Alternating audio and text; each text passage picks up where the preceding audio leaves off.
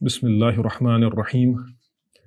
نحمدك يا من تنزه في كماله عن الأشباه والنظائر، وتقدس في جلاله عن أن تدركه الأبصار أو تحيط به الأفكار أو تعزب عنه الضمائر، وتأزر بالكبرياء وتردى بالعظمة، فمن نازعه واحدا منهما فهو المقسوم البائر. ونشهد أن لا إله إلا الله وحده لا شريك لك شهادة يلوح عليها للإخلاص أمائر. ونشهد أن سيدنا محمدا عبدك ورسولك أفضل من نسلته من ظهور الأماثل وبطون الحرائر، وأرسلته لخير أمة أخرجت للناس فهديت به كل حائر، ومحيت به مظالم الجاهلية وأحييت به معالم الإسلام والشعائر. أما بعد، رب اشرح لي صدري ويسر لي أمري واحلل عقدة من لساني يفقهوا قولي. اللهم أرنا الحق حقا وارزقنا اتباعه وأرنا الباطل باطلا وارزقنا اجتنابه. اللهم صل على محمد وعلى آل محمد كما صليت على إبراهيم وعلى آل إبراهيم إنك حميد مجيد. اللهم بارك على محمد وعلى آل محمد كما باركت على إبراهيم وعلى آل إبراهيم إنك حميد مجيد. پچھلی کئی کلاسز میں ہم نے قواعد فقہیہ سے متعلقہ جو مباحث تھے، قواعد فقہیہ کی تعریف، قواعد فقہیہ اور قواعد اصولیہ کے درمیان فرق، اور پھر قواعد فقہیہ کی جو تاریخ ہے، اس کا جو اوریجن ہے، اس کا جو ڈیولپمنٹ ہے، اس پہ ہم نے تفصیل سے بات کی. اس کے بعد ہم نے جو حضرت مصنف ہیں شیخ احمد السنوری رحمہ اللہ تعالیٰ، ان کا بھی پچھلی کلاس میں تفصیلی تعارف دیا. تو آج کی کلاس میں اللہ تبارک و تعالیٰ کے فضل سے ہم متن کا باضابطہ آغاز کر رہے ہیں. تو آج جو ہمارا موضوع ہے وہ ہے مقدمۃ الناظم. ناظم نے جو اس کتاب کے لیے جو مقدمہ انہوں نے قائم کیا ہے، جیسا کہ پچھلی کلاس میں بھی ہم نے آپ کے سامنے عرض کیا تھا کہ اس کتاب کا مقدمہ بھی ہے اور خاتمہ بھی ہے. مقدمہ میں مصنف اللہ تبارک و تعالیٰ کی تعریف بیان کرتے ہیں، جیسا کہ معمول ہوتا ہے حضرات مصنفین کا. رسول اللہ صلی اللہ علیہ وسلم ان پہ درود و سلام پیش کرتے ہیں، اور اس کے بعد کتاب کے بارے میں کچھ بنیادی باتیں بتاتے ہیں. یہ سمجھے ایک طرح کا تعارف ہوتا ہے کتاب کا. تو مقدمۃ الناظم کے کچھ اشعار ہیں. آج انشاءاللہ المستعان ہم اس کا جو پہلا اشعار ہے اس پہ بات کریں گے. ناظم کا مطلب ہے جنہوں نے اس کو نظم کیا ہے، شیخ السنوری. تو اگر آپ پہلا اشعار اس کا دیکھیں گے، بڑا اہم ہے. یہ نظم ہماری ہے، اس کے کل 143 اشعار ہیں، یعنی 140 سے کچھ زائد، 143 آلموسٹ. تو اگر آپ چاہیں آپ اس کو آسانی سے حفظ بھی کر سکتے ہیں. اگر آپ ہر ہفتے 2 3 اشعار یاد کریں گے اس کے، تو بڑی آسانی سے متن آپ کو یاد ہو جائے گا اور آپ کو محسوس بھی نہیں ہوگا. کلاس کے اختتام پہ آپ کے پاس ایک علم کا ایک بڑا سرمایہ ہوگا، کیونکہ جو حفظ کا جو معاملہ ہے، من حفظ المتون حاز الفنون، جو شخص متون کو یاد کرتا ہے وہ علم کا احاطہ کر پاتا ہے. تو پہلا شعر جس سے حضرت مصنف رحمہ اللہ تعالیٰ نے آغاز کیا اپنی نظم کا، تو پہلی بات فرماتے ہیں یقول راجی رحمت رب الغفور، یقول راجی رحمت رب الغفور هو ابو الفضل ابن عابد الشکور. یہ پہلا شعر ہے، آسان ہے. اگر آپ اس پہ تھوڑا غور و فکر کریں گے سمجھ آئے گا آپ کو. اس کی جو شرح ہے وہ ہم ابھی بڑی تفصیل سے اس پہ بات کریں گے انشاءاللہ. تو پہلا ہے یقول. قال یقول سے، یہ مضارع کا صیغہ. قال یقول کا مطلب ہے کہتا ہے نا. کبھی قال بھی کہتے ہیں، جیسے امام امریتی رحمہ اللہ تعالیٰ جو ہے، جو ان کا نظم الورقات جو ہے تصویر الطرقات، اس میں ہے قال الفقیر الشرف العمریتی، شرف الدین العمریتی. قال الفقیر الشرف العمریتی ذو العجز والتقصیر والتفریط، الحمد للہ الذی قد اظہر علم الاصول للورا واشہر. اس میں بھی الحمد ہے، حمد یہ تو معروف ہے، بسم اللہ سے آغاز، الحمد سے آغاز. تو انہوں نے کہا قال الفقیر الشرف العمریتی، یہ کہہ رہے ہیں یقول راجی رحمت الرب الغفور. ٹھیک ہے. تو پہلے مقدمہ میں یہ بھی ہوتا ہے کہ یوزولی جو مصنف ہوتے ہیں وہ اپنا نام بھی ذکر کرتے ہیں. ہمیشہ تو نہیں ہوتا ہے، لیکن اب نام آتا ہے. جیسے انہوں نے شرف الدین العمریتی نے ذکر کیا، تو یہ فرماتے ہیں یقول، کہتا ہے کون؟ راجی، امیدوار. یعنی کہتا ہے امیدوار کس کا؟ رحمت رب الغفور، اپنے غفور رب کی رحمت کا امیدوار کہتا ہے. دیکھیں کتنا خوبصورت ہے یہ. تو ہمارا جو علم ہے یہ اللہ تبارک و تعالیٰ کی ذات کے ساتھ جڑا ہوا ہے. ہمارا جو بھی علم ہے اس میں جو مرکزی حیثیت ہے وہ اللہ تبارک و تعالیٰ کی ہے. ہر چیز، اسلام تو مطلب یہ ہر چیز اللہ تبارک و تعالیٰ کے ساتھ، اس کو کہتے ہیں کہ گاڈ اورینٹڈ ہے. یہ ہر چیز خدا کے ساتھ جڑی ہوئی ہے. تو اللہ یہ رب غفور کی رحمت کا طلبگار کہتا ہے. اور وہ کون ہے؟ وہ کون ہے؟ ابو الفضل ابن عابد الشکور، جو ابن عابد الشکور ہے. یہ ان کا تعارف ہے، یعنی جن کی کنیت ابو الفضل ہے، جو عابد الشکور کے بیٹے ہیں. ٹھیک ہے، تو یہ دیکھیں اس میں ایک تو اللہ تبارک و تعالیٰ کی حمد بھی بیان ہو گئی، حمد تو نہیں، مطلب اللہ تبارک و تعالیٰ کا ذکر بھی اس میں آیا، اور مصنف نے اپنا تعارف بھی دیا. تو یقول معلوم ہے، اس پہ بات کرنے کی ضرورت نہیں ہے. ہم آتے ہیں یہ جو لفظ ہے راجی، یقول راجی، راجی، راجا یرجو کے معنی کیا ہے؟ امید، اسی سے ہے راجا. کہتے ہیں نا خوف اور رجا، خوف اور رجا، خوف اور امید. اللہ تبارک و تعالیٰ کی جو عبادت کرنی ہے وہ خوف اور رجا کے درمیان، خوف و رجا کے جذبات کے ساتھ کرنی ہے. تو یقول راجی، راجی کا یہاں پہ مطلب ہے طالب، ہے امیدوار بھی اور طالب بھی، یعنی اللہ تبارک و تعالیٰ کی رحمت کا طالب، طلبگار، یا اللہ تبارک و تعالیٰ کی رحمت کا امیدوار. تو یقول راجی ای یقول طالب، یقول طالب رحمت رب الغفور. اب جہاں تک رجا کا تعلق ہے، الرجا، اس کو کچھ لوگ رجا بھی پڑھتے ہیں، لیکن یہ کیا ہے اصل میں؟ الرجا. رجا کے معنی ہے، تو یہاں پہ ہم نے لکھا ہے الرجاء العمل. عمل کے معنی کیا ہے؟ امید. رجا امید کے معنی میں آتی ہے، یہ اس کے لغوی معنی ہے. الرجاء لغتاً العمل، العمل یعنی رجا جو ہے وہ لغت میں کس کے لیے آتی ہے؟ امید کے لیے. لیکن شرعاً اس کا کیا معنی ہے؟ یہ بڑا اہم ہے. شریعت میں رجا کے کیا معنی ہے؟ کیونکہ یہ جو تصور ہے رجا کا، اس میں بڑے کنفیوژنز بھی پائے جاتے ہیں بعض لوگوں کے ہاں. تو علماء بیان فرماتے ہیں تعلق القلب بمرغوب، آپ کے دل کا کسی پسندیدہ چیز، کسی جس کی طرف آپ کو رغبت ہو، آپ کے دل کا متعلق ہونا، آپ کے دل کا کسی پسندیدہ چیز کے ساتھ متعلق ہونا، فی حصولہ فی المستقبل، اس اعتبار سے کہ آپ اس کو مستقبل میں حاصل کرنا چاہیں. کسی چیز کے بارے میں، کسی پسندیدہ، ناپسندیدہ چیز کے بارے میں نہیں، اس کے بارے میں کیا آپ امید رکھیں گے، اس کے بارے میں آپ کو خوف و اندیشہ ہوگا. کسی پسندیدہ چیز جو آپ کو مرغوب چیز ہو، اس کے ساتھ آپ کے دل کا جڑنا اس طرح کہ آپ اس کو مستقبل میں، فیوچر میں حاصل کرنے کی آپ کو امید ہو. ٹھیک ہے، یہ اس کی تعریف ہے. لیکن اگر ہم یہ تعریف بیان کریں گے، یہ تعریف بھی کافی ہے. بعض لوگوں نے اس کی اتنی تعریف بیان کی ہے، تعلق القلب بمرغوب فی حصولہ فی مستقبل. لیکن اس کے ساتھ جو ہم نے یہ شرط لگائی ہے، یہ قید، یہ امپورٹنٹ ہے، مع الاخذ فی اسباب الحصول، لیکن ساتھ ساتھ میں اس چیز کو حاصل کرنے کے جو اسباب ہیں ان کو اختیار کرنا. ایک چیز کی آپ کو امید ہے، مستقبل میں مجھے یہ ملے گی، لیکن یہ بھی رجا ہے، لیکن رجا کی عادی تعریف ہے.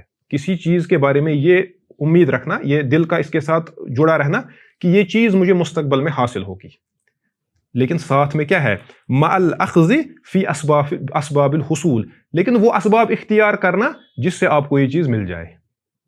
اسباب بھی اختیار کرنا، یعنی اس کا مطلب ہے اگر کوئی انسان یہ امید رکھتا ہے اللہ تبارک و تعالیٰ سے اس چیز کی، خیر کی، جنت پہ جانے کی، خالی امید کی بنیاد پہ وہ بیٹھا ہے، کر کچھ نہیں رہا ہے، اس کو رجا نہیں کہیں گے. ایک مسلمان کی جو امید ہے وہ یہ ہے کہ اللہ تبارک و تعالیٰ مجھے جنت میں داخل کریں گے.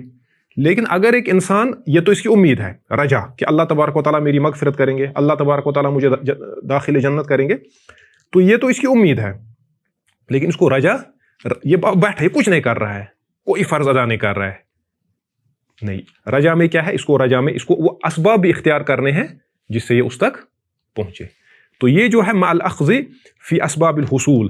تو کہتے ہیں علماء وبہذا القید، وبہذا القید، یہ جو قید ہم نے لگائی کہ اسباب کو اختیار کرنا، بنا اسباب کے امیدیں باندھے رکھنا، وہ رجا نہیں ہے.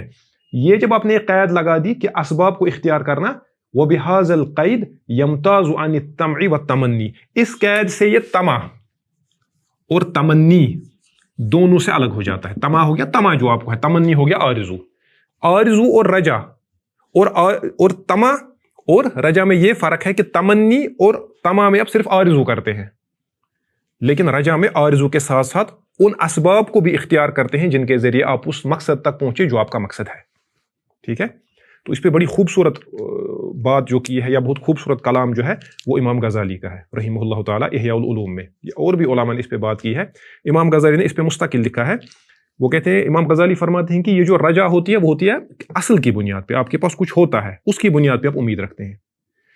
یہ جو تمنی ہوتی ہے یا غرور یا طمع، اس میں آپ کے پاس کچھ نہیں ہوتا ہے. یا آپ ایسے ہی مثال سمجھے کہ آپ امتحان میں پاس ہونا چاہتے ہیں، آپ شاندار کامیابی حاصل کرنا چاہتے ہیں، یہ تو آپ کی امید ہے، لیکن اس کے لیے آپ کو تو ایگزامینیشن ہال میں بیٹھنا ہے، آپ کو تو ایگزام دینا ہے.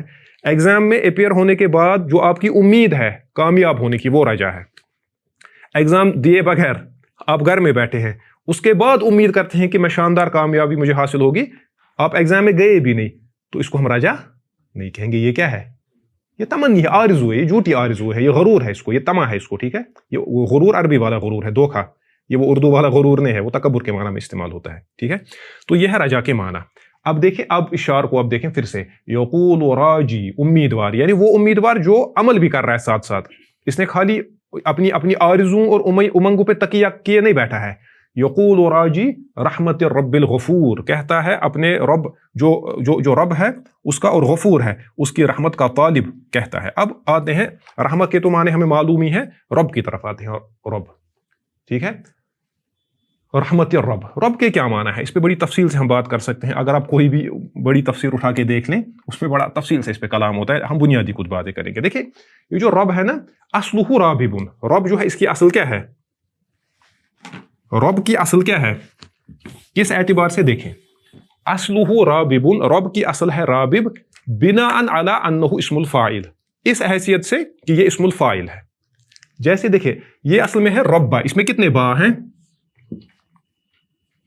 رب میں کتنے با ہیں؟ 2 با. ہاں, یہ جو تشدید ہوتی ہے 2 با ہوتے ہیں. تو رب یا رب, یوجولی ہم یہی کہتے ہیں, رب یا رب. اب جب یہ با آپس میں مدغم ہو گئے ہیں, اگر ہم ان کو کھولیں گے تو کیا بنے گا؟ جب ان کو کھولیں گے بنے گا را بابا, بنے گا نا, را بابا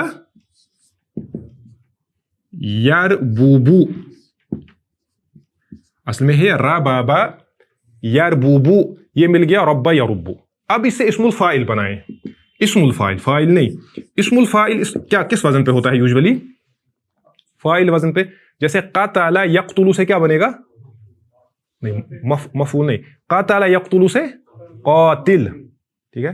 ضرب یضرب سے ضارب, فاعل. نصر ینصر سے ناصر, ربب یربب سے رابب. آپ نے تو بنایا نا, ربب یربب. اصلہ راببن, یہ اصل میں رابب ہے, لیکن بنا اس بنا پہ اعلی انہ اسم الفاعل, کی یہ کیا ہے؟ اسم الفاعل.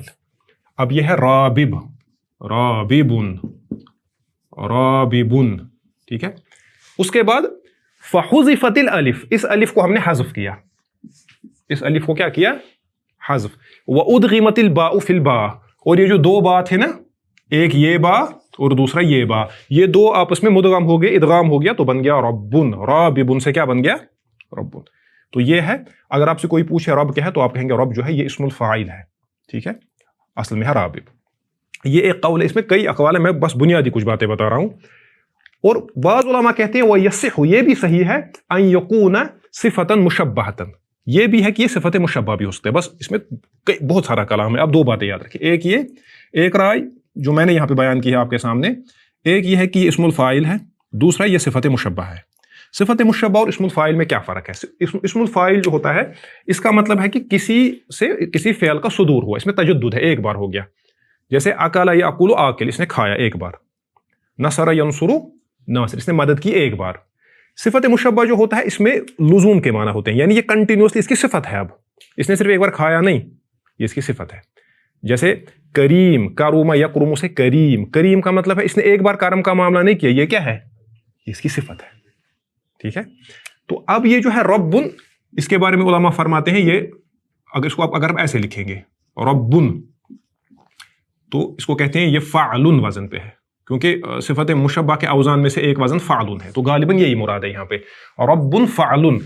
تو اس کا مطلب ہے کہ یہ جو یہ رب ہے اس میں ربوبیت, اس نے ایک بار یہ رب ہونے کا معاملہ نہیں کیا. صفت مشبہ کا مطلب یہ اس کی صفت ہے. ابھی ہم نے رب کے معنی نہیں دیکھے, فی الحال اس کی یہ بات کر رہے ہیں. فی الحال ہم اس پہ بات کر رہے ہیں کس کے اعتبار سے؟ نحو وغیرہ کے اعتبار سے. مسئلہ یہ ہے کہ اس کے جو معنی ہے, اگر ہم کہیں گے یہ اسم الفاعل ہے تو مطلب ہے یہ ایک مرتبہ اس نے یہ رب ہونے کا یا مالک ہونے کا کام اس نے کیا. اگر ہم رب کو مالک کے معنی میں لیں گے, اگر ہم اسم الفاعل مانیں گے تو یہ رب ہے, ایک بار یہ رب ہے. لیکن نہیں, اگر ہم اس کو صفت مشبہ مانیں گے تو اس کا مطلب کیا ہے؟ یہ اس کی صفت ہے, رب ہونا اس کی صفت ہے. تو وہی فرماتے ہیں وَيَصِحُ أَن يَكُونَ صِفَةً مُشَبَّهَةً, یہ بھی صحیح ہے کہ ہم اس کو صفت مشبہ مانیں. فَلَا حَذْفَ, تو اس صورت میں حذف نہیں کرنا ہے. جب یہ رابب ہے ہی نہیں تو اس صورت میں اس کو حذف نہیں کرنا ہے. وَهُوَ مِنَ التَّرْبِيَةِ, اور یہ رب کس سے ہے؟ ہاں, یہ اب ایک اور نقطہ ہے, یہ جو رب ہے یہ کس سے ہے؟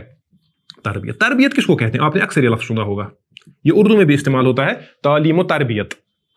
عربی میں کہتے ہیں التربیت. تربیہ کیا ہے؟ دیکھیں, جو رب وہ ہے جو تربیہ کرے, وہی ہے. یہ کیا ہے؟ تربیت کے معنی ہے, اس کو یاد رکھیں. یہ گھر میں بھی آپ اگر آپ کو تصور ہے تربیت کا, پھر جب آپ کسی کی تربیت کریں گے تو آپ یہ کریں گے. تبلیغ الشیء, کسی چیز کو پہنچانا. بلغ یبلغ, بلغ یبلغ تبلیغاً, ابلغ یبلغ ابلاغاً. ٹھیک ہے. تبلیغ الشیء, کسی چیز کو پہنچانا, حالاً فحالاً, دھیرے دھیرے, ایک حال سے دوسرے حال سے گزرتے ہوئے. یعنی کسی چیز کو درجہ بدرجہ پہنچانا. کہاں؟ الی الحد, اس جگہ پر, اس حد پر, الذی ارادہ المربی, جو کون چاہتا ہے؟ مربی. یعنی تربیت کرنے والے کا کسی چیز کو, مثلا یہ ایک چیز ہے, کوئی چیز یا کوئی انسان, مربی ہو گیا تربیت کرنے والا. اس کے ذہن میں ہے کہ اس کو اس مقام تک پہنچانا ہے, پھر اس کو تبلیغ, اس کو پہنچانا دھیرے دھیرے دھیرے دھیرے دھیرے دھیرے مختلف مراحل سے گزار کے اس مقام تک جو اس کا مقصد ہے, جو اس کا منتہی نظر ہے, جو اس کا مقصود ہے. الی الحد, اس حد تک, الذی ارادہ المربی, جس کا ارادہ کس نے کیا ہے؟ مربی کا. تو یہی اللہ تبارک و تعالیٰ میں بھی تربیت کے معنی ہے, کسی چیز کو پہنچانا اس کے حد کمال تک دھیرے دھیرے. ٹھیک ہے. اچھا, اب یہ تھوڑا اچھی بحث ہے, ورنہ ہم اس کو آسان بھی رکھ سکتے ہیں. اب چونکہ یہ تھوڑا ایڈوانسڈ کلاس ہے, یہ کچھ بنیادی باتیں اب ذہن میں رکھیں. اب دیکھیں, ہم نے دو باتیں لی اس کے بارے میں. ایک تو لیا ہم نے رب جو ہے یہ اسم الفاعل ہو سکتا ہے, اور کیا ہو سکتی ہے؟ صفت مشبہ. ایک قول بھی ہے, وہ ہے کہ یہ مصدر ہے. اس پہ ایک بہت بڑے عالم گزرے ہیں, یہ مصر کے عالم تھے, شافی عالم تھے, علامہ ابراہیم الباجوری. ان کو بائجوری بھی کہتے ہیں. بیسیکلی جگہ ہے مصر میں ایک علاقہ, اس کو باجور کہتے ہیں. اب جو باجور کا رہنے والا ہوگا اس کو کیا کہیں گے؟ باجوری. کشمیر کا رہنے والا کشمیری. تو باجوری, ان کو باجوری بھی کہتے ہیں, اس کو بائجور بھی کہتے ہیں, تو ان کو بائجوری بھی کہتے ہیں. تو یہ دو آدمی نہیں ہیں, علامہ باجوری. اسلام کے تو کئی ہیں, لیکن ابراہیم باجوری یہ غالباً ازہر کے یا تو یہ 17th شیخ تھے وہاں کے, شیخ الازہر, یا تو 19th تھے. I don't remember exactly this time. تو یہ مسئلہ ہے ان کا. ٹھیک ہے. تو علامہ باجوری فرماتے ہیں وَوَقَعَ فِي عِبَارَةِ كَثِيرٍ مِنَ الْعُلَمَاء, بہت سارے علماء کی عبارت میں یہ بات آئی ہے کہ أَنَّهُ مصدر, یہ مصدر ہے. رب کیا ہے؟ مصدر. تربیت سے تو یہ ہے ہی, لیکن وہ کہتے ہیں رب مصدر ہے, رب مصدر ہے. بمعنی تربیہ, کس معنی میں؟ تربیہ. اب تربیت کیا ہے؟ وَهُوَ تَبْلِيغُ الشَّيْءِ, وہ ہے کسی چیز کو پہنچانا, شَيْئًا فَشَيْئًا, ایک مرحلے سے گزر کے دوسرے مرحلے تک, دھیرے دھیرے, الی الحد, اس حد تک, الذی ارادہ المربی, جو کون چاہتا ہے؟ مربی. تو وہ کہتے ہیں, یہ علماء کے قول کو بیان کرتے ہیں, یہ سمجھے آپ. اس کے بعد کہتے ہیں شیخ الباجوری فرماتے ہیں وَأُطْلِقَ عَلَيْهِ تَعَالَى مُبَالَغَةً, کہتے ہیں یہ اللہ کے لیے لفظ رب تربیت, یہ نا مصدر کے معنی میں. اللہ تبارک و تعالیٰ, دیکھیں اسم الفاعل تو کلیئر ہے, اللہ تعالیٰ فاعل ہے تو اسم الفاعل, یہ اس کی صفت ہے. لیکن مصدر کا اطلاق کیسے اللہ پہ ہوگا؟ اگر ہم رب کو مصدر مانیں گے تو رب کیسے مصدر ہوگا؟ تو مصدر. تو کہتے ہیں وَأُطْلِقَ عَلَيْهِ تَعَالَى مُبَالَغَةً, کہتے ہیں یہ اللہ کے لیے بطور مبالغہ استعمال کیا ہے. جیسے سمجھے. عادل کیا ہو گیا؟ عادل کرنے والا اسم الفاعل ہے. اگر ہم کسی کو کہیں گے یہ عادل ہے, عدل کرنے والا, ٹھیک. لیکن اگر ہم کہیں گے یہ سراپا عدل ہے, عدل تو مصدر ہے. اس سے آپ کو کیا لگتا ہے, کیا فرق واقع ہوا؟ یعنی یہ عدل کے عادل ہے لیکن بہت اونچے درجے, یہ سراپا عدل ہے. ٹھیک ہے. کسی کو آپ کہتے ہو کہ یہ خوبصورت ہے, بیوٹیفل, کسی کو کہتے ہیں بیوٹی, یہ خوبصورتی ہے, یہ خوبصورتی ہی ہے نا, وہ خوبصورت ہے, وہ حسین ہے, نہیں, وہ سراپا حسن ہے. یہ چیزیں شاعری میں کام آتی ہیں. پھر جس کو شاعری کا ذوق نہیں ہوتا وہ اعتراض کرنا شروع کر دیتا ہے, کہتا ہے یہ فضول شاعری, اس کا کوئی مطلب ہی نہیں بنتا ہے. نہیں, اس کا مطلب ہوتا ہے. شاعری جو ہوتی ہے وہ مبالغہ پہ مبنی ہوتی ہے. جتنا شاعری میں مبالغہ ہوگا, استعارات ہوں گے, تشبیہات, تلمیحات, کنایات, اتنی شاعری خوبصورت ہوتی ہے. وہ تو ہمیں بھی آئے گا نا, وہ تو ہمیں بھی آئے گا. ٹھیک ہے. تو یہ چیز سمجھو. جو وہ دیکھیں, مثال دیتا ہوں آپ کو میں. اقبال ایک جگہ کہتے ہیں, علامہ اقبال رحمہ اللہ, دیکھیں کہتے ہیں پانی کو چھو رہی ہے, پانی کو جھک جھک کے گل کی ٹہنی.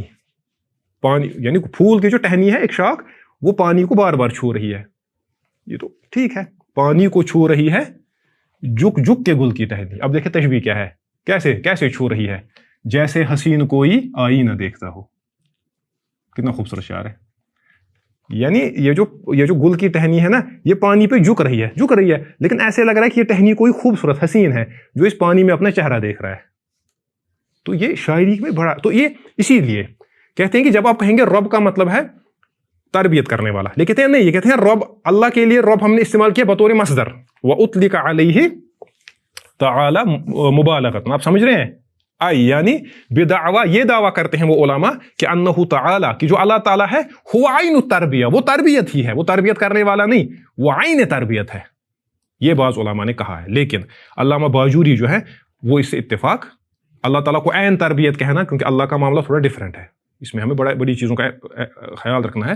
تو علامہ باجوری سے اختلاف کرتے ہیں، فرماتے ہیں وَلَا يَخْفَى مَا فِيهِ مِنَ الْبَشَعَةِ، فرماتے ہیں اس میں جو قباحت ہے وہ خفی نہیں ہے، وہ پوشیدہ نہیں ہے، اس میں قباحت ہے.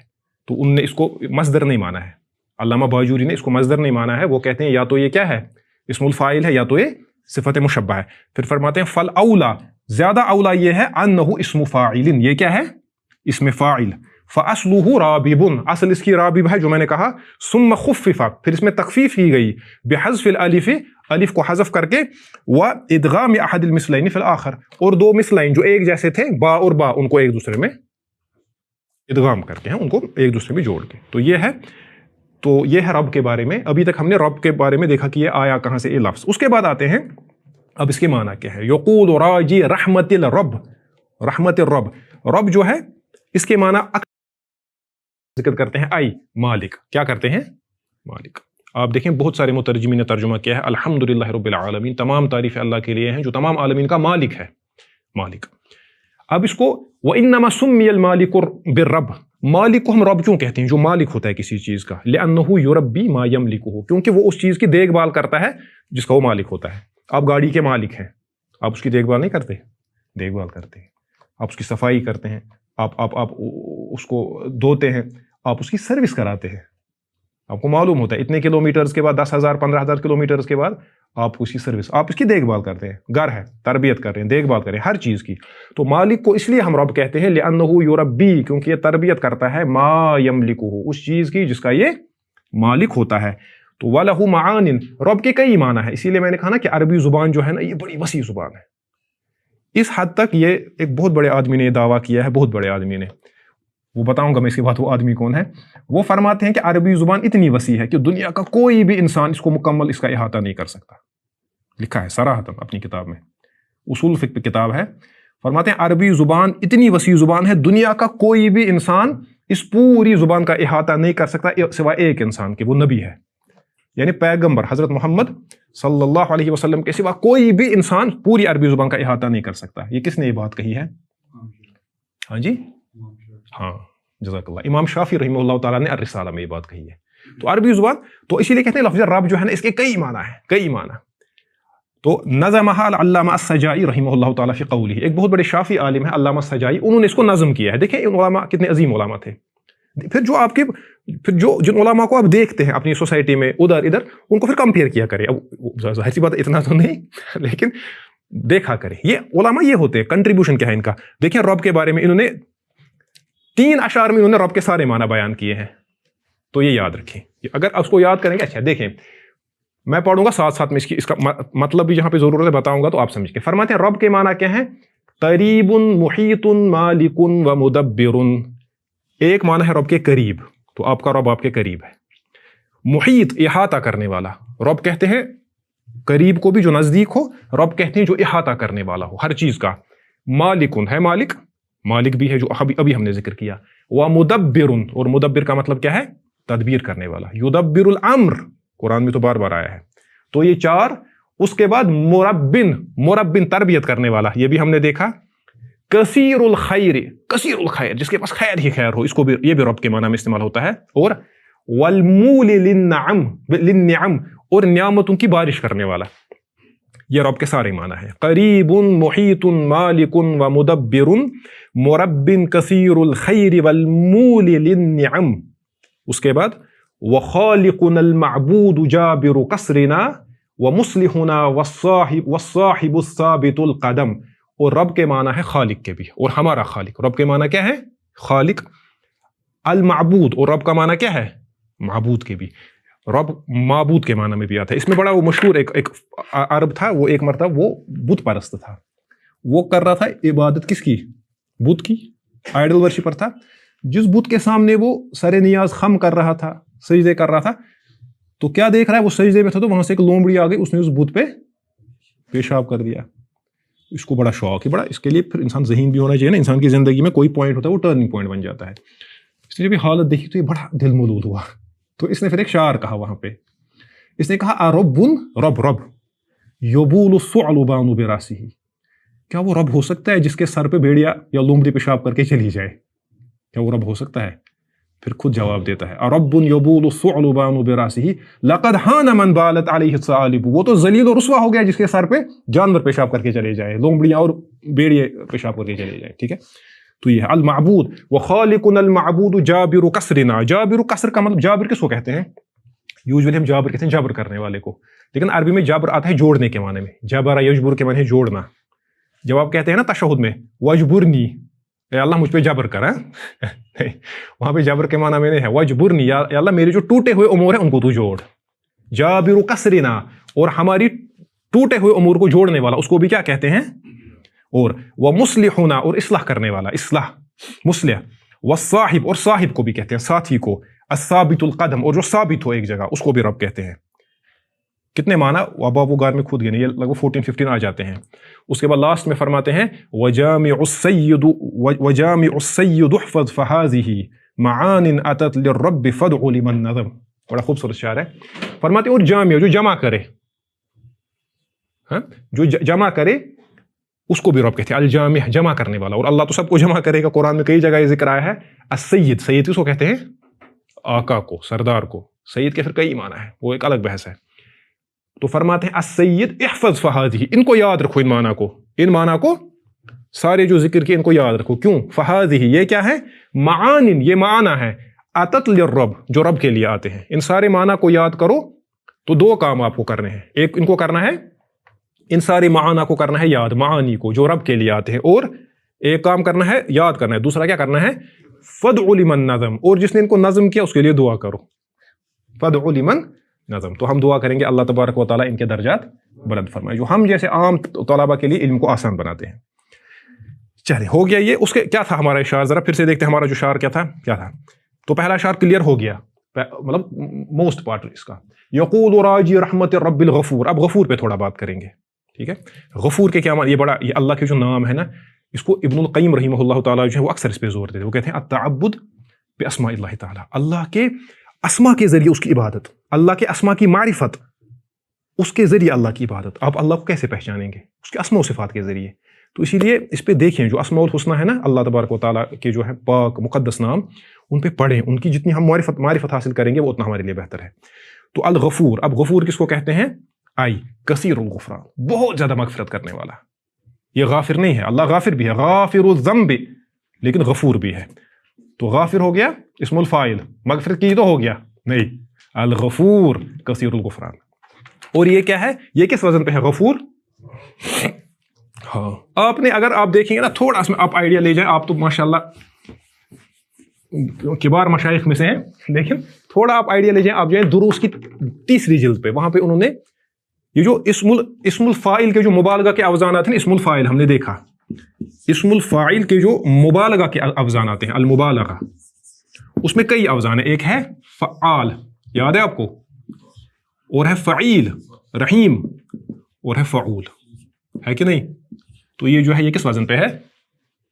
आप देख लीजिएगा, आप अगर आपको टाइम मिला घर जाके, अगर मुस्तहज़र है तो फिर तो ठीक है, अगर नहीं दूर उसकी 3री जिल्द में देखें, तब आपने पढ़ा होगा। उनने 4-5 वजन, 5-6 अवजान गालिबन दिए हैं, या 4 कितने हैं, लेकिन ये उन्होंने लाज़िमन वहाँ पे दिए होंगे। एक तो फ़आल है, अब उस पर तो हम बात नहीं करेंगे फिलहाल। फ़ईल है, उस पर भी बात नहीं करेंगे। फ़ऊल, फ़ऊल गफूर, ये क्या है? फ़ऊल मिन सियग़ि मुबालगति इस्मुल फ़ाइल, इस्मुल फ़ाइल के मुबालगा के सेगों में से आता है। इस्मुल फ़ाइल तो वरना अल फ़ाइल वजन पे आता है, अल्फ जो हमने अभी देखा, अल फ़ाइल, ये अर्राबिब। अब हाँ, अब इसके माना क्या है, ये बड़ा इंपॉर्टेंट है। इसके बारे में इमाम गज़ाली रहिमहुल्लाह ताला फरमाते हैं, जो अजीम एक आलिम गुजरे हैं हमारी तारीख में, मोहताज तारुफ नहीं है। अब देखिए, अल्लाह तबारक व ताला के लिए फिर से आते हैं, ये तो हो गया यहाँ पे क्लियर। अल्लाह ताला के लिए 3 लफ्ज़ अल्लाह तबारक व ताला ने इस्तेमाल किए इसी جب ہم مغفرت کے بارے میں جب ہم مغفرت کی بات کریں گے تو اللہ تعالیٰ نے 3 استعمال الفاظ کیے. ایک لفظ استعمال کیا الغافر، یہ اسم الفاعل ہے غافر، اور کیا غفار ہے نا، فعال اس میں بھی مبالغہ ہے اور جو ہم نے ابھی دیکھا فعال، اور تیسرا ہے الغفور جو کنہوں نے استعمال کیا، ماتن نے، ناظم نے. کلیئر؟ تو امام غزالی رحمہ اللہ تعالیٰ فرماتے ہیں، پہلے غفار پہ بات کرتے ہیں کیونکہ سارے ریلیٹڈ ہیں آپس میں. فرماتے ہیں الغفار، غفار وہ ہے، یہ بڑا خوبصورت ہے، هو الذی اظہر الجمیل، جو خوبصورت چیز کو ظاہر کرے، وستر علی القبیح، اور جو بری چیز ہے اس پہ پردہ ڈالے، جو بالکل ہمارے ساتھ معاملہ ہے. ہم یہاں پہ ایک دوسرے کے سامنے اس حیثیت میں ہیں کہ اللہ تعالیٰ نے ہماری خوبصورتی کو ظاہر کیا ہے، ہمارے جو عیوب ناقائص ہیں اس پہ اس نے پردہ ڈالا ہے، تب جا کے ہم یہاں بڑی بڑی خوبصورت مجلس ہے، بات ہو رہی ہے، آپ مجھے دیکھ رہے ہیں، میں آپ کو دیکھ رہا ہوں، یہ اللہ ہے، یہ میں نہیں کر رہا ہوں، یہ آپ نے کر رہے ہیں، کوئی نہیں کر رہا ہے، اللہ ہے. اس کو کہتے ہیں نا کچھ صاحبان دل جو ہے وہ کہتے ہیں کرنے والی ذات اللہ کی ذات ہے. ٹھیک ہے؟ غفار وہ ہے، غفار الذی اظہر الجمیل، جو خوبصورت چیز کو ظاہر کرتا ہے، ہم بیٹھے ہیں ایک دوسرے کے سامنے، وستر علی القبیح، اور ہماری جو قبایا ہیں، برائی ہیں، اس پہ اس نے ڈالا ہے ہر طرح کی برائی. اس کے بعد فرماتے امام غزالی والذنوب من جبلۃ القبایا، جو گناہ ہے نا یہ بھی قبایا ہے، یہ بھی برائیاں ہیں، التی سترہا، جن کو اللہ نے کیا کیا، ہاں پردہ کیا. کیسے پردہ کیا؟ اللہ اکبر، باسبال الستر علیہا، ایک پردہ ڈالا ہے جو ہمیں تو نہیں دکھ رہا ہے لیکن پردہ ڈالا ہے ایک، باسبال، اسبال ہو گیا ڈالنا کسی چیز کو، باسبال الستر علیہا، میں نے لٹکانے کے معنی میں، اسبال میں لٹکانے کے معنی میں آتا ہے، کہتے ہیں اسبال ازار، شلوار کا ٹخنوں سے نیچے لٹکانا. باسبال الستر علیہا، اس پہ اللہ تبارک و تعالیٰ نے ڈالا ہے اپنا پردہ. والتجاوز عن عقوبتها فی الآخرہ، یہاں پہ پردہ آخرت میں تجاوز کرے گا، کسی کو نہیں بتائے گا، چھوڑ دے گا. ہم بھی دعا کریں گے اے اللہ ہمارے ساتھ بھی یہ معاملہ فرما. اور غفر کسے کہتے ہیں؟ غفر، مغفرت کس سے نکلا ہے؟ غفارہ ہے نا، اس کا کیا ہے؟ غفارہ یغفر، یہ اصل میں غفر، غان فارا. فرماتے امام غزالی غفارہ کے معنی کیا ہے؟ ہوا ستر، چھپانا. تو جب آپ مغفرت کہتے ہیں نا، مغفرت میں ایک ہوتا ہے میرے گناہوں کو معاف کر، وہ بھی اس میں ہوتا ہے، لیکن اس میں یہ بھی ہوتا ہے میرے گناہوں کی پردہ پوشی کر. ٹھیک ہے؟ اب کیا ہے؟ یقول راجی رحمت رب الغفور، یہ رب غفور. ٹھیک ہے؟ اسی لیے جو ہمارے علماء ہوتے ہیں ان کو معلوم ہوتا ہے کب کون سا لفظ استعمال کرنا ہے. اب آتے ہیں، اب دیکھیے، اب امام غزالی نے اس پہ بحث اٹھائی ہے، یہ بڑی انٹرسٹنگ بحث ہے. فرماتے ہیں امام غزالی رحمہ اللہ تعالیٰ، فرماتے ہیں اب غفور پہ آتے ہیں. دیکھیں یہ تھوڑا اب یہ فرق ہے، ان کو سمجھے. فرماتے ہیں امام غزالی رحمہ اللہ تعالیٰ، فرماتے ہیں الغفور، اب جو غفور ہے بمعنی الغفار. یہ امام غزالی نے کہاں لکھا ہے یہ میں آپ کو بتانا بھول گیا. یہ بیسیکلی امام غزالی کی بڑی خوبصورت کتاب ہے اسماء الحسنہ کی شرح پہ، اس کا نام ہے المقصد الاسنی فی شرح اسماء اللہ الحسنى، بڑی عمدہ کتاب ہے. تو اس میں انہوں نے پہلے قواعد بیان کیے ہیں اہل سنہ کے ہاں، جو کہاں کن میں ہے؟ اسماء و صفات کے بارے میں بڑے اہم قواعد ہیں. پھر بعد میں ایک ایک اسم کو لایا ہے اور اس کی شرح کی ہے، اس کی وضاحت کی ہے. ایک تو وضاحت کی ہے اس کی، اور ساتھ میں یہ بھی بتایا ہے کہ اس اسم کا ہماری زندگی پہ کیا اثر پڑنا چاہیے، ہمیں اس اسم لفظ اسم سے کیا لینا ہے.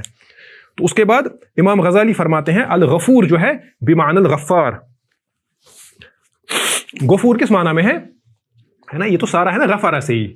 یہ جو غفور ہے امام غزالی فرماتے ہیں جو غفور ہے یہ غفار کے معنی میں ہے. اس کے معنی کیا ہے وہ ہم نے دیکھا، من اظہر الجمیل وستر القبیح. فرماتے ہیں لیکن ولکنہ ینبئ عن نوع مبالغۃ لا ینبئ عنہ الغفار. فرماتے ہیں لیکن یہ جو غفور ہے یہ بھی مبالغہ کا صیغہ ہے، اس میں وہ مبالغہ پایا جاتا ہے جو غفار میں نہیں ہے. اس میں ایک نوع کا مبالغہ ہے، اس میں دوسری قسم کا مبالغہ ہے. اسی لیے اللہ تعالیٰ نے دونوں لفظ استعمال کیے، ورنہ اللہ تبارک و تعالیٰ ایک پہ اکتفاق اگر چاہتے تو کرتے. دونوں میں مبالغہ ہے، غفار میں بھی مبالغہ ہے اور غفور میں بھی مبالغہ ہے. فرماتے ہیں امام غزالی رحمہ اللہ لیکن غفور کا جو مبالغہ ہے وہ دوسری قسم کا ہے، غفار کا ہے وہ کس میں ہے؟ اب دیکھیں فرماتے ہیں غفار کون ہے، یہ پہلے غفار پہ آتے ہیں. فرماتے ہیں امام غزالی رحمہ اللہ، فرماتے ہیں فَإِنَّ الْغَفَّارَ، یہ جو لفظ غفار ہے فعال، مبالغۃ، یہ مبالغہ ہے، مبالغہ سمجھتے ہیں نا، ایگزیجریشن، فی المغفرۃ، کس میں؟ مغفرت میں. یہ یعنی آپ مغفرت کرنے میں مبالغہ ہے، لیکن بالاضافۃ الی مغفرۃ مکررۃ مرۃ بعد اخرى، وہ جو بار بار مغفرت کرے، ایک بار مغفرت کی پھر دوسری بار مغفرت کر رہا ہے، انسان سے گناہ ہو رہے پھر سے مغفرت، یہ نہیں مغفرت کی تو نہیں. تو غفار وہ ہے جو گناہوں پہ مسلسل مغفرت کرتا رہے. ٹھیک، وہ تو یہ فعال ہے. ابھی ہم نے کہا نا فالفعال ينبئ عن کثرت الفعل، یہ جو فعال ہوتا ہے یہ خبر دیتا ہے کہ فعل کثرت سے ہوا.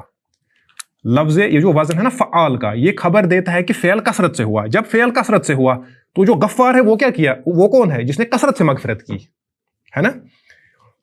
اس کے بعد فرماتے ہیں اب فعول جو ہمارا یہاں پہ لفظ ہے, فرماتے ہیں والفعول, اور جو فعول ہے یعنی غفور, ينبئ عن جودتی و کمالہ و شمولہ, یہ کرتا ہے بیان, اس میں ہوتا ہے کثرت. یعنی غفار میں کیا ہے, الغفار میں کثرہ ہے, غفور میں کیا ہے, اس میں کمال ہے, اس میں شمول ہے, اور اس میں جودہ ہے. یہ تھی یعنی یہ جو مغفرت اس نے کی, غفار ہونے کی حیثیت سے مغفرت کی, غفور ہونے کی حیثیت سے کمال کی مغفرت کی, چھوڑا نہیں کسی حصے کو. شمول جو ہر گناہ کو شامل تھی اس کی مغفرت کی, اور جودہ اور سب سے خوبصورت جیسی مغفرت کوئی نہیں کر سکتا ہے وہ اس میں مانا ہے. تو فہو غفور, وہ کون ہے, بمعنی اس معنی میں انہ تام الغفران, وہ مکمل مغفرت کرنے والا ہے. ایسا تو ہو سکتا ہے نا کہ ایک انسان بار بار مغفرت کرے گا لیکن ساری نہیں کرے گا, کچھ گناہ رکھے گا کچھ کی مغفرت کرے گا, ہو سکتا ہے, یہ پاسبلٹی ہے غفار میں. بار بار تو آئے گا غفار, مغفرت کرے گا, لیکن ضروری نہیں کہ یہ لفظ سب کی مغفرت کرے. لیکن جو غفور ہوگا نا, جو غفار ہے وہ بار بار کرے گا. غفور بھی ہے, ہر طرح کی مکمل مغفرت کرے گا, کمال کی مغفرت کرے گا, ہر گناہ کو شامل ہوگی وہ مغفرت.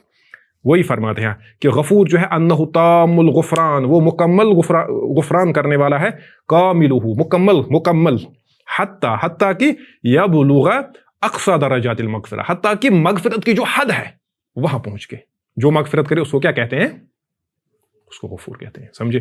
تو اب لاسٹ کی جو سلائیڈ ہے, اب پھر سے اب ہمارے سامنے 3 آتے ہیں. یہ بڑا انٹرسٹنگ ہے. اب ہمارے سامنے 3 نام آتے ہیں اللہ تبارک و تعالیٰ کے. ان پہ پھر سے تھوڑا امام غزالی نے فائنلی ان کو جمع کیا ہے. پہلے الگ الگ سے ہر کسی پہ بات کی ہے, فائنلی پھر جمع کیا. فرماتے ہیں پہلا کیا ہے, الغافر. غافر کو کس وزن پہ ہے, اسم الفاعل. دوسرا کیا ہے, غفار, یہ کس وزن پہ ہے, فعال مبالغہ. پھر ہے الغفور.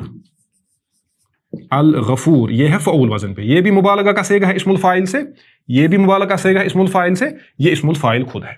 اب دیکھیں ان تینوں کے درمیان فرق کیا ہے. الفرق بین الغافر والغفور والغفار. امام غزالی رحمہ اللہ تعالیٰ فرماتے ہیں الغافر, جو غافر ہے, دیکھیں قاتل یقتل سے کیا بنے گا, قاتل. نصر ینصر سے ناصر, ٹھیک ہے. غفر یغفر سے غافر. تو امام غزالی فرماتے ہیں الغافر جو ہے یہ چونکہ اسم الفاعل ہے, یدل علی اصل المغفرت فقط, یہ صرف اس بات پہ دلالت کرتا ہے کہ یہ جو غافر ہے یہ مغفرت کرنے والا ہے, اصل مغفرت پہ.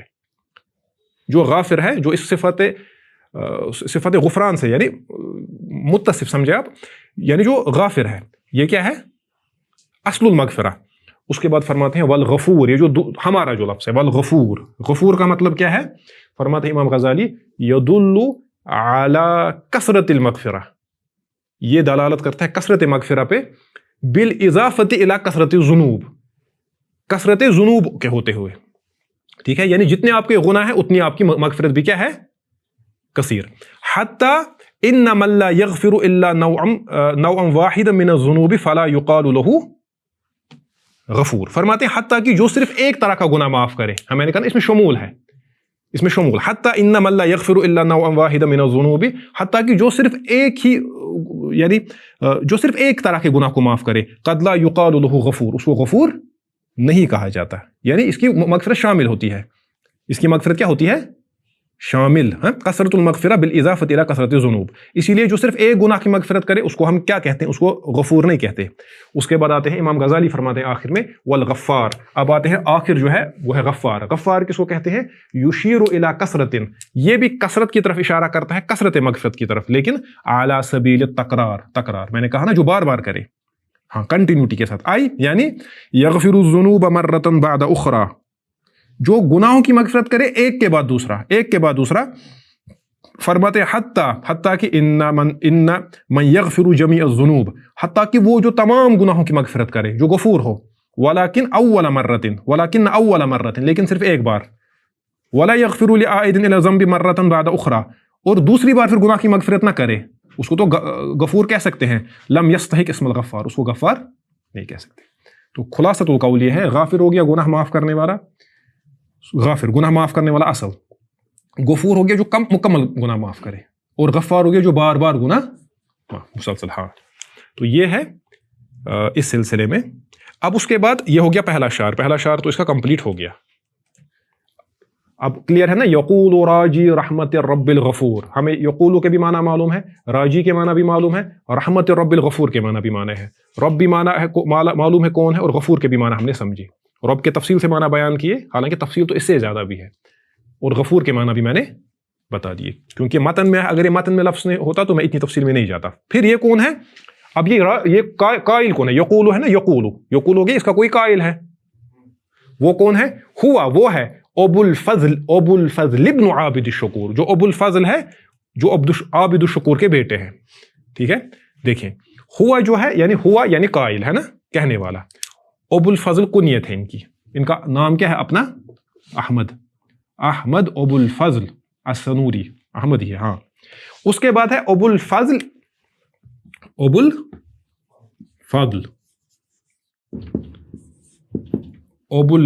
ابن عابد. یہ جو بن ہے نا, اس کا مطلب ہو گیا ابن. تو اس کا جو یہ ابن کا جو یہ حمزہ ہوتا ہے, یہ حمزۃ کیا ہوتا ہے؟ ہاں, یہ حمزۃ الوصل ہوتا ہے, وہ آپ کو معلوم ہے. اسی لیے ہم نے لکھا بدون حمزۃ الوصل. لیکن یہاں پہ یہ حمزۃ الوصل یہاں پہ کیوں نہیں آیا جب ہم نے کہا ابو الفضل ابن عابد الشکور؟ وجہ اس کی کیا ہے؟ لوقوعہ بین علمی ابن و اب, کیونکہ یہ دو علموں کے درمیان آ گیا. یہ آپ کو معلوم ہے. جب ہم لکھیں گے محمد ابن محمد جو ہے ابن, بیٹا ہے محمد کا, یہ ایک علم ہے بیٹے کا, یہ ایک علم ہے باپ کا. جب ان دو کے درمیان یہ ابن آئے تو اس کا جو با ہے وہ گر جاتا ہے, یہ آپ کو معلوم ہے نا, یہ گر جاتا ہے. اس کی یہ بھی دروس میں آپ کو یہ بھی مل جائے گا, میں بنیادی کتاب بتا رہا ہوں. تو محمد ابن محمد, تو کب پھر یہ حمزۃ الوصل کب آتا ہے, اس کی پھر اپنی تفصیل ہے. اگر مثلا ایسے آئے گا محمد ابن الشیخ محمد, تو یہاں پہ ابن آئے گا, کیونکہ یہ جو الشیخ ہے نا, یہ اس میں علم نہیں ہے. اگر اس شیخ کو آپ ہٹائیں گے تو محمد ابن محمد ابن شیخ, تو یہ آپ نے پڑھا ہے, اسی لیے آپ کو معلوم ہے. تو بدون حمزۃ الوصل لوقوعہ بین علمی ابن و اب. اس کے بعد ہے عابد الشکور. لیکن مسئلہ ہے یہاں پہ یہ کہ اگر آپ اپنی کتاب دیکھیں گے, آپ اپنی کتاب میں دیکھیں مصنف کا نام کیا ہے. یہ غلطی ہے نا, لیکن یہاں پہ مصنف سے خود غلطی ہو گئی ہے شاید. کیا نام ہے؟ احمد ابو الفاضل, پھر عابد لکھا ہے وہاں پہ کہ عبد وہاں پہ عبد لکھا ہے. آپ نے بھی اس کو عابد پڑھا. دیکھیں انسانی دماغ کیسے کام کرتا ہے. اب عابد ہے کہ عبد ہے؟ عبد, حالانکہ فرق تو اتنا نہیں ہے, لیکن ہاں مطلب معنی کے لحاظ سے اتنا نہیں ہے, لیکن اصل میں کیا ہے, اصل میں مراد عبد ہی ہے. لیکن وزاد الناظم الالف للوزن, یہ وزن کے لیے ملا ہے الف, ایسا ہوتا ہے وزن کے لیے. ٹھیک ہے, تو جب آپ شاعری پڑھیں گے, شاعری میں آپ دیکھیں اس میں پڑھنے کے طریقے تھوڑا مختلف ہوتے ہیں. اس میں کیا ہوتا ہے, اس میں کبھی آپ الف کو بڑھاتے ہیں, ٹھیک ہے, اس میں طریقے ہوتے ہیں پڑھنے کے. تو اصل میں ہے یہ عابد. دیکھیں آتے ہیں پہلے شعر پہ, آپ کو لگتا ہے نا, دیکھیں اس میں وزن ہے. دیکھیں یقول راجی رحمت الرب الغفور هو ابو الفضل ابن عابد الشکور, ہے وزن ہے کہ نہیں؟ دیکھیں اب یقول راجی رحمت الرب الغفور هو ابو الفضل ابن عبد الشکور, نہیں عابد الشکور, عبد الشکور. وزن کے لیے انہوں نے اس میں الف کا اضافہ کیا, باقی کچھ نہیں ہے. نام آپ یاد رکھیں گے عبد الشکور ہی ہے, عابد الشکور نہیں ہے. ٹھیک ہے, تو یہ حضرات گرامی آج کی جو کلاس تھی, تو انشاءاللہ چونکہ یہ متن میں ہم آج پہلی مرتبہ داخل ہوئے, اسی لیے تھوڑا میں نے سمجھا کہ یہ ہلکی پھلکی کلاس رہے. اس میں کئی چیزیں آئی. ایک تو ہم نے رجا کے معنی دیکھے, اور ہم نے دیکھا رجا اور تمنی اور تما میں کیا فرق ہے, رجا کا اصل تصور کیا ہے اسلام کا. اور ہم نے رب کے تفصیلی معنی دیکھے. میں نے آپ سے کہا کہ رب کو اسم الفاعل کے معنی میں استعمال کرتے ہیں, اور رب کو صفت مشبہ, اگرچہ بعض نے مصدر کے معنی میں بھی استعمال کیا ہے, لیکن کئی علماء نے اس کا رد کیا ہے, جن میں ایک بڑا نام علامہ ابراہیم الباجوری رحمہ اللہ تعالیٰ کا ہے. اس کے بعد ہم نے غفور پہ بات کی. ہم نے دیکھا کہ غفر کے کیا معنی ہے, اور غافر, غفور اور غفار کے درمیان کیا فرق ہے. اس کے بعد ہم نے مصنفی جو کنیت ہے اس پہ بات کی, اور مختصر جو ان کے والد صاحب کا جو اس میں غرامی ہے اس کی طرف اشارے کیے کہ انہوں نے عبد کی جگہ عابد کو استعمال کیا.